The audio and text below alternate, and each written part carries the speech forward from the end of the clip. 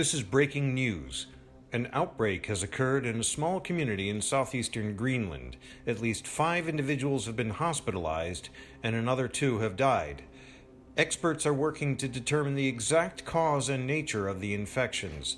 Blood tests from the victims seem to indicate an infection from an unknown virus.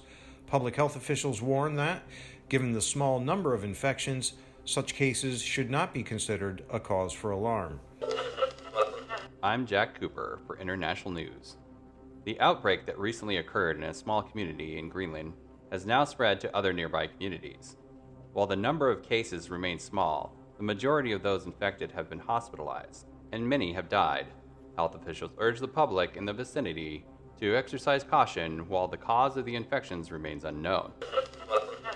For CDTV, I'm Susan Walker. More cases of the hemorrhagic virus known as filovirus A have been discovered in Greenland, as well as in Sweden and Finland. The virus appears to cause hemorrhagic fevers similar to Ebola and Marburg, and entails a wide variety of symptoms including abdominal pain, jaundice, a purplish rash, and easy bruising. Experts are cautiously optimistic that cases can be contained to the already affected communities given the severity of the symptoms. This is breaking news. Cases of filovirus A have been discovered within 9 countries. Although experts remain unsure of the exact mode of transmission, they believe it likely is from exposure to infected bodily fluids, much like the Ebola virus. The current mortality rates are estimated to have reached at or near 30%. Experts warn that the mortality rate hides an even graver threat: the number of hospitalizations, which now hover around 90 to 95%. The need for acute care is expected to tax already struggling communities in many areas. As such, experts are calling for communities seeing outbreaks of these cases to adopt stay-at-home orders whenever possible. For CDTV, I'm Susan Walker. The World Health Organization has called filovirus A2 a variant of concern after more cases have been discovered in 14 countries. Filovirus A, an ancient precursor to Ebola and Marburg, was first discovered a month ago in southeastern Greenland. Since then, the number of cases has exploded to numerous countries, including Canada and Spain. Experts are not sure why the virus has been able to evade the typical mitigation strategies used on other filoviruses, and now recommend that anyone traveling should quarantine for 3 to 5 days. I'm Jack Cooper. The World Health Organization has called filovirus A and its 3 variants a global pandemic. Symptoms are similar to other filoviruses, with individuals initially experiencing febrile symptoms followed by gastrointestinal symptoms and unexplained bleeding or bruising.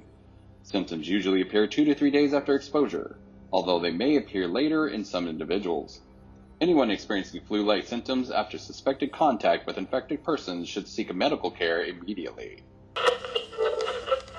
Groups in several countries have demonstrated against their governments instituting such mandates, demanding a return to normal, while still others are blaming the spread of filovirus A upon immigrants and are reacting by calling for their immediate deportation.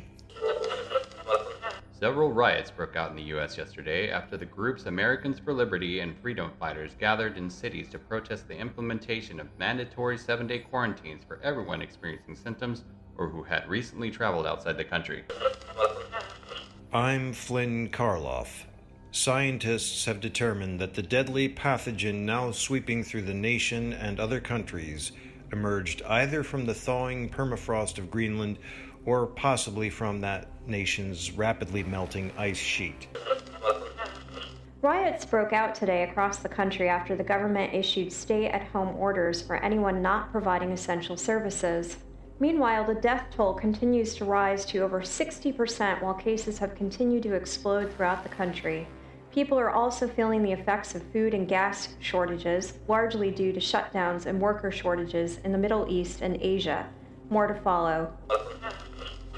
Health officials have determined that the transmission rate of filovirus A is much higher than previously assumed. Current rates of infection seem to be similar to measles, which is 3 to 4 times higher than most strains of the cold or flu. Those rates also dwarf other filoviruses. Given this discovery, experts now warn that other modes of transmission may be responsible for the recent explosion in the number of new cases. Riots broke out again today, as social distancing protocols have been implemented in several countries. Mortuaries are turning away the recently deceased due to an immense backlog. Filovirus A has now spread to virtually every country in the world. Experts now believe it is spread through droplet transmission in addition to infected bodily fluids. Individuals and groups are urged to wear a mask whenever in public and to avoid contact with anyone suspected of being sick with filovirus A. Worker shortages due to filovirus A have led to many businesses, including many chains, closing in most areas of the country. Poverty rates have also risen to historic highs in most countries. Cases of domestic violence in the U.S. have risen to all-time highs since reporting began. Filovirus A remains the leading cause of death in the United States, while starvation is now the second leading cause of death. The number of cases has now reached 700 million. While the mortality rates for various countries has averaged more than 70%, several hospitals have had to turn away patients as they no longer have the resources to treat new cases. Experts now believe that filovirus A has become airborne. They urge masks to be worn whenever one is venturing outside. The ancient, highly mutating pathogen has apparently evolved to be even more contagious than it already had been.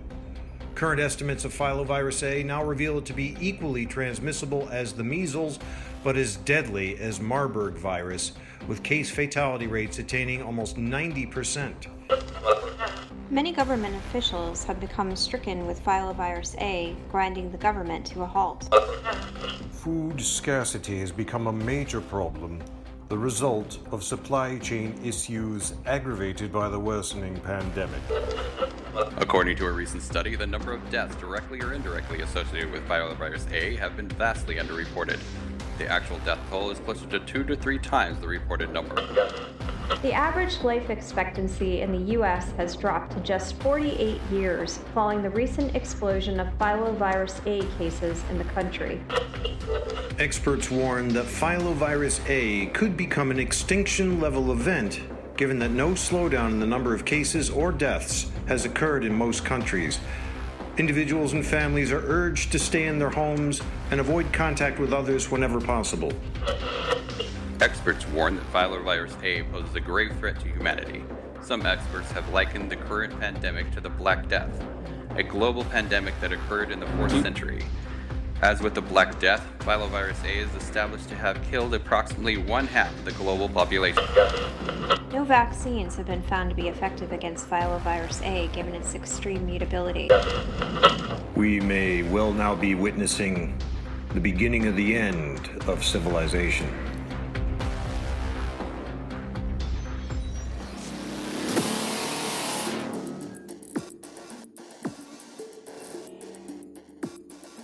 What would happen if an ancient virus, ejected into the modern world after surviving for thousands of years in a glacier or the permafrost, suddenly became a threat to humanity?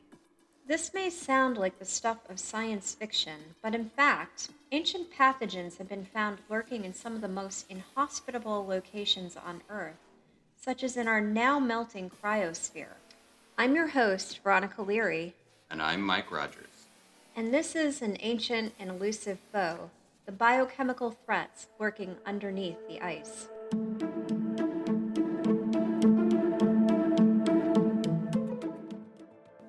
In recent years, there has been increased public attention on the emergence and evolution of pathogens due to climate change, globalization, and international travel.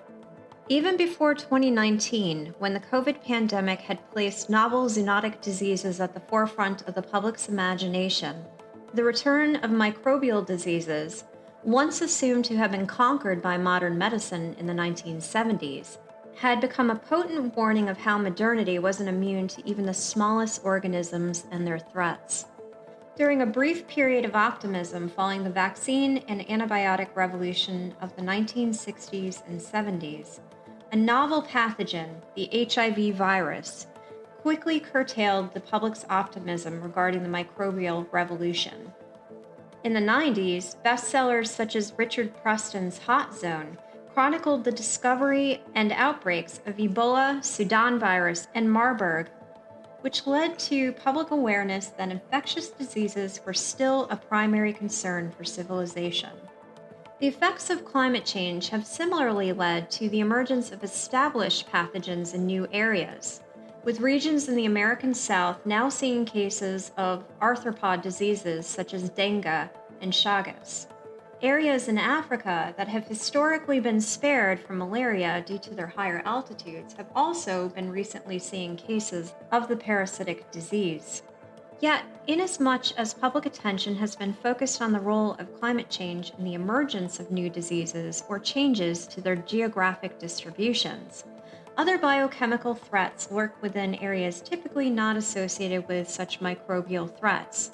Ancient viruses, bacteria, and toxins that have been laying dormant in the permafrost or under glaciers for thousands, if not millions, of years. What happens when these organisms or chemicals, long trapped in the cryosphere, are released into the atmosphere when the ice eventually melts? A recent study by David Bresson and Associates discovered 33 viruses in snow and ice samples collected from various glaciers throughout the world. Most of the microorganisms, which had been preserved cryogenically for centuries, are unlike any microorganisms cataloged to date. A 2022 study by Chinese researchers Liu et al. Had also found 968 unique species of bacteria in 21 samples from the Tibetan glaciers.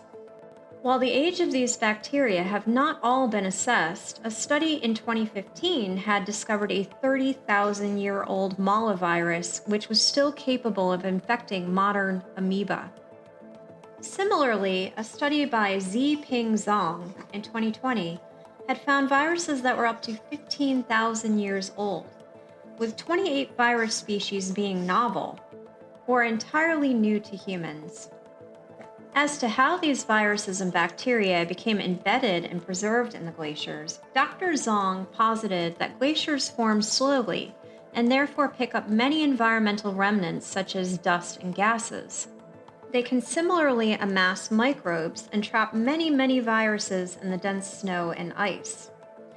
This supposition is supported by a 2004 study conducted by Scott Rogers and Associates, which had considered the recycling of pathogenic or disease-causing microbes in the ice, and had also found that viable microorganisms, including fungi, viruses, and bacteria, even certain parasites, could be distributed by wind over extremely large distances.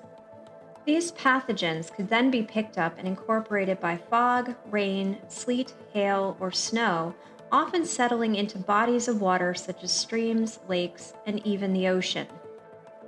When they become incorporated into environmental snow and ice, such as the permafrost or glaciers, they can survive freezing and may persist for years, centuries, millennia, or even longer.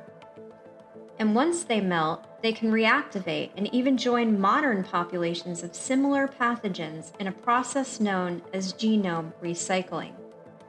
Scientists like Scott Rogers believe that this genome recycling can lead to changes in alleles, or genes, in modern organisms, which could increase the fitness and pathogenicity of modern-day bacteria or viruses.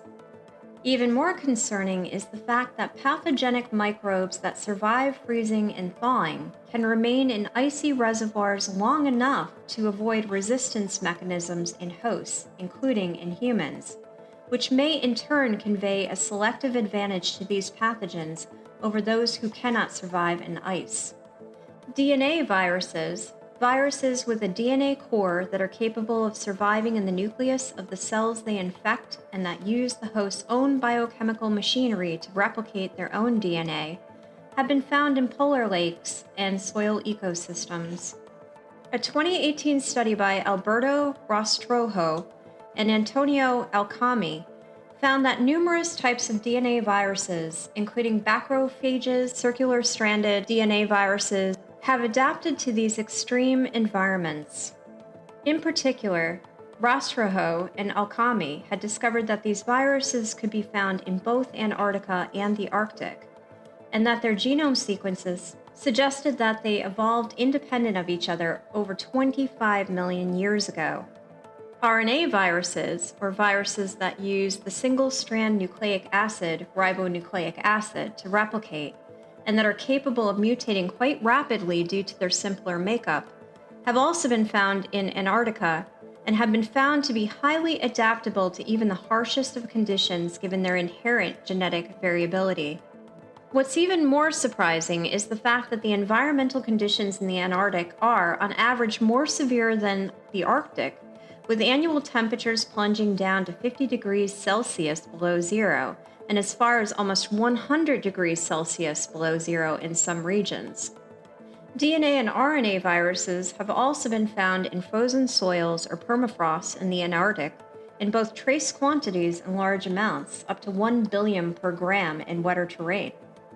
According to a 2017 study by Adriansons and colleagues, soil factors, pH, calcium content, altitude are the main drivers of viral community structure and can vary extensively even in these frozen climates.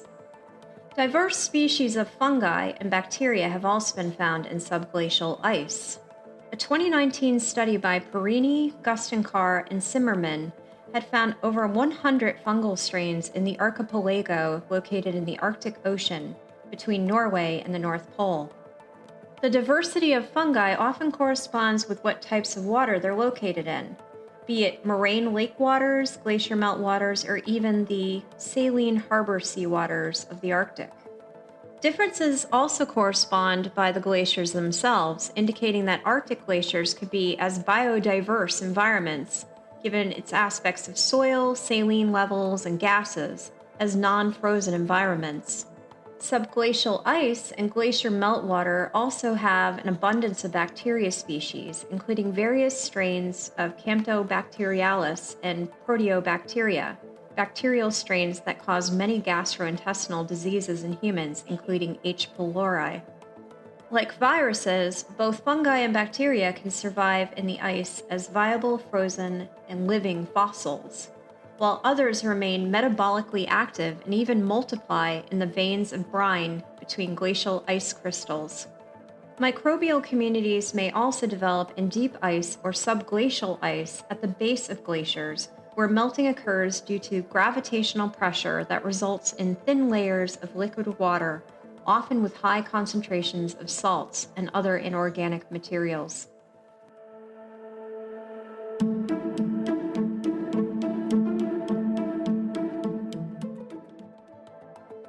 Microorganisms are not the only threat posed by the degradation of permafrost and glaciers. The majority of Arctic permafrost, for example, has been present for roughly 1 million years. Heavy metals, black carbon, soot, and other byproducts of fossil fuel combustion have been introduced continuously into the permafrost environment by atmospheric transport since the beginning of the Industrial Age. In the last 80 years, anthropogenic contamination has grown to include organochlorine substances such as PCBs, DDT, hexachlorine hexane, and nuclear waste. Once released back into the environment, these chemicals can negatively impact ecosystems, as well as human and non-human health. Some chemicals are quite persistent in the environment when leaked, such as persistent organic pollutants, or POPs, PBTs, and heavy metals. These chemicals may cause health impacts in multiple generations, including various cancers, developmental disabilities, and even infertility. In addition to human-made contaminants, areas such as the Arctic also have natural metal deposits that have been mined for decades. In mining areas, a variety of heavy metal refuse, including arsenic, cadmium, nickel, and mercury, is dispersed through the environment and may contaminate nearby communities or estuaries if uncovered by glacial melt. With tens of millions of acres dedicated to mining across the Arctic, heavy metal contamination from mine waste poses a huge exposure risk to communities and wildlife in regions spanning as far as Scandinavia, Russia, Alaska, Canada, and Greenland. Permafrost mercury deposition and reemergence also pose a growing risk. Permafrost regions store mercury emissions. Those emissions from thawing permafrost are estimated to increase by up to 200% by the year 2300. Already, up to 70% of mobilized mercury has been absorbed by local vegetation. What's more, bioaccumulation of heavy metals such as mercury and marine life, including fish, are likely to increase up to 220% by 2300. Vegetation and sediment are also likely to exceed the U.S. Environmental Protection Agency water quality criteria by as soon as 2100. High alpine and polar ecosystems have also been found to contain chemicals that were banned by the early 2000s, which have been stored in permafrost and glacier ice alike. Preferential chemical attachment to snow, or snow scavenging, a polar magnification in cold regions, concentrates POPs well above background levels. In the Arctic, these physical dynamics combine to trap atmospherically transported organic and inorganic pollutants in ice, snow, and permafrost. Currently, the concentrations of PCBs and organochlorine pesticides are higher in Arctic vegetation than in the surrounding soils, suggesting that these dynamics already have trophic or food chain-based transport as a primary dispersal mechanism. During the Cold War, the Soviet Union had conducted 130 nuclear weapons tests in the atmosphere and near-surface ocean of the Novaya Zemlya archipelago. These tests used 224 separate explosive devices, releasing 265 megatons of nuclear energy into the frozen environment. Dispersed contamination from these radionuclides persists to this day across the region. Sediments in the Chernaya Inlet contain levels of plutonium at 3 to 4 times higher than background levels in the region. Camp Century near Thule, Greenland was a nuclear-powered Arctic research center carved into the ice cap in 1959 by the U.S. Army Corps of Engineers. The research and laboratory facilities were powered by a nuclear reactor and produced considerable nuclear waste. The site was decommissioned in 1967, and all wastes were left to accumulate in the ice, which is now rapidly receding due to climate change. According to Kimberly Miner and her team, these wastes have an estimated bulk radioactivity of 1.2 to the 109th becquerel, which represents 9.2 to the 103rd tons of physical waste, as well as 2 to the 105th liters of diesel fuel and PCBs, and 2.4 to the 107th liters of raw sewage.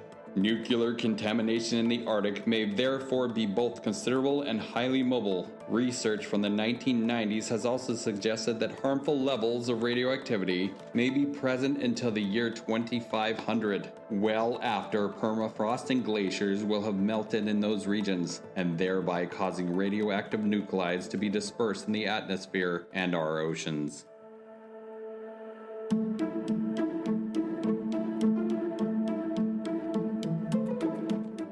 The diversity of microbial and viral species in even small areas of permafrost and glaciers are considerable. For example, a recent study recovered over 1,900 uncharacterized virus populations in 197 samples across a permafrost thaw gradient in Sweden's Stordalen Mire. Over 58% of these unknown microorganisms were still active. Recent degradation of the permafrost is reintroducing ancient microorganisms that are highly adapted to extreme conditions. Methuselah microorganisms, organisms with extra mototolerant traits that have the ability to maintain viability for 1 million years or more, are bringing paleo ecosystems into the 21st century and with unknown consequences. Certain pathogens may even prosper more when introduced to the modern atmosphere at the same time as contaminants, such as acetobacteria. Ancient antibiotic-resistant bacteria have also been found in the permafrost, dating back as far as 290,000 years ago. Researchers DaCosta and colleagues have proposed that even more bacteria dating back even further could be found at even deeper levels of permafrost or glaciers. Even pathogens that exist today in tropical environments, such as the filoviruses that cause Ebola in Marburg, have been found to survive freezing, thawing, and reactivation. According to an Iowa State University 2015 study, More ancestor strains, such as our fictional filovirus A at the beginning of this podcast, may therefore be lurking in the depths of glaciers or permafrost, an ancient and elusive foe ready to reemerge and even evolve in today's world, or as a dual threat alongside other contaminants and pathogens. I'm your host, Veronica Leary. And I'm Mike Rogers. And this has been a science, not fiction production, with special thanks to William Levy for lending his voice to our podcast,